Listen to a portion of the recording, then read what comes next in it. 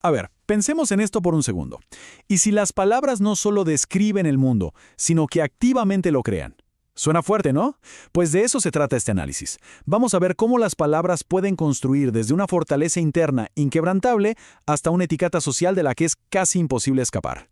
Y para eso, vamos a usar dos ejemplos que de verdad no podrían parecer más distintos. Y aquí los tenemos. Miren esto. Por un lado, nada más y nada menos que Nelson Mandela. Un ícono, un símbolo de resistencia, aferrado a un poema en su celda de prisión. Y por el otro, un relato sobre una persona anónima, definida por una sola cosa, su trabajo. Un líder que cambió la historia, y un portero sin nombre. Parece que no tienen nada que ver, ¿cierto? Justo ahí está el meollo del asunto. ¿Cuál es la conexión? ¿Qué hilo invisible puede unir a Mandela con esta otra historia? Bueno, esa es exactamente la pregunta que vamos a desentrañar juntos. Así que acompáñenme en esta, digamos, investigación sobre el increíble poder que tienen las palabras. Muy bien, entremos en materia. Para resolver este acertijo, la respuesta ha estado frente a nosotros todo el tiempo. La pista, la clave de todo, está escondida en el origen de estos dos ejemplos. Resulta que estas dos historias no son casualidad. Ambas forman parte de una lección sobre un concepto fascinante, llamado los actos lingüísticos. Y la idea central es esta, y es muy potente, que el lenguaje no es pasivo. No solo describe lo que ya existe, sino que hace cosas, o sea, crea, transforma, construye la realidad. Y aquí, ¡boom!, el momento del ajá. El video de donde sale el ejemplo de Mandela se titula, literalmente así, La palabra puede crear. De repente todas las piezas del rompecabezas empiezan a encajar, ¿no? Ya vemos que el punto no son las historias en sí mismas, sino lo que nos muestran sobre el poder de nuestro lenguaje.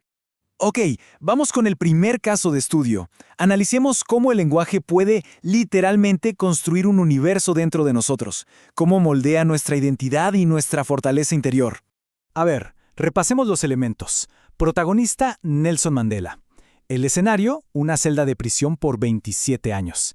Y la herramienta, un poema, Invictus, de W. E. Henley.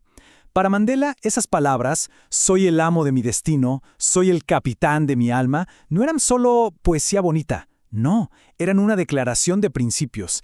Eran el martillo y el cincel con los que día a día forjaba un espíritu que nadie podía conquistar. Así que aquí está la clave de este primer caso. El poema no describía un sentimiento de fortaleza que él ya tenía, lo creaba. Mandela usó el lenguaje para construir una realidad interna, un espacio de libertad y de poder personal, aun cuando su cuerpo estaba encerrado entre cuatro paredes. Perfecto. Ahora, demos un giro de 180 grados. Pasemos al segundo caso y veamos la otra cara de la moneda. Ahora ya no miramos hacia adentro, sino hacia afuera. Vamos a ver cómo las palabras moldean el mundo exterior, cómo construyen la percepción que los demás tienen de las personas. Miren este título, El portero del prostíbulo. Así, directo, crudo. No sabemos su nombre, no sabemos si tenía familia, cuáles eran sus sueños, no sabemos absolutamente nada de él. Solo tenemos eso, una etiqueta. Detengámonos un momento. ¿Qué mundo se crea en la mente de quien lee esto al instante? En una fracción de segundo, esas 4 palabras levantan todo un edificio de juicios, de prejuicios, de suposiciones. La etiqueta no solo define a la persona por su trabajo, sino que le carga encima todo el estigma social que ese trabajo conlleva. Quieras o no, le crea una identidad social completa. Y aquí está el contraste total con Mandela, ¿se dan cuenta? Él usó las palabras para definirse a sí mismo. En este caso, las palabras son usadas por otros para definir a esta persona. Es el lenguaje creando una realidad externa, una realidad social, básicamente una caja de la que es muy difícil salir. Y así, volvemos al principio, a nuestra pregunta original. Ya tenemos las dos piezas del rompecabezas sobre la mesa. Ahora sí, es momento de unirlas y ver la imagen completa que forman. Esta tabla lo resume todo de una manera súper clara. Fíjense, en ambos casos las palabras tienen un poder inmenso, pero la dirección de ese poder es completamente opuesta. En el caso de Mandela y su poema Invictus, el poder va hacia adentro. ¿Y qué logra? Crear el ser, forjar la identidad propia. Pero en el caso del portero, el poder va hacia afuera. Y su impacto es muy diferente. Crea la realidad social, la forma en que los demás lo ven y lo juzgan. Y todo esto nos lleva de vuelta a ese concepto clave que mencionamos al principio, el acto lingüístico. ¿Recordamos qué era? Es cuando una frase no solo dice algo, sino que hace algo. no describe el mundo, lo cambia. El mejor ejemplo es del día a día. Cuando alguien dice, te prometo, no está contando que hay una promesa, la está creando en ese mismo instante. Y eso es exactamente lo que vimos. Mandela, al declarar, soy el capitán de mi alma, la forjó.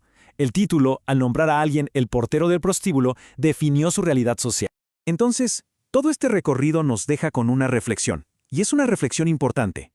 Si de verdad aceptamos que las palabras no son inocentes, que tienen este poder de crear mundos tanto para nosotros mismos como para los demás, entonces la pregunta se vuelve inevitable. ¿Qué clase de mundos estamos eligiendo construir, todos nosotros, con el lenguaje que usamos cada día?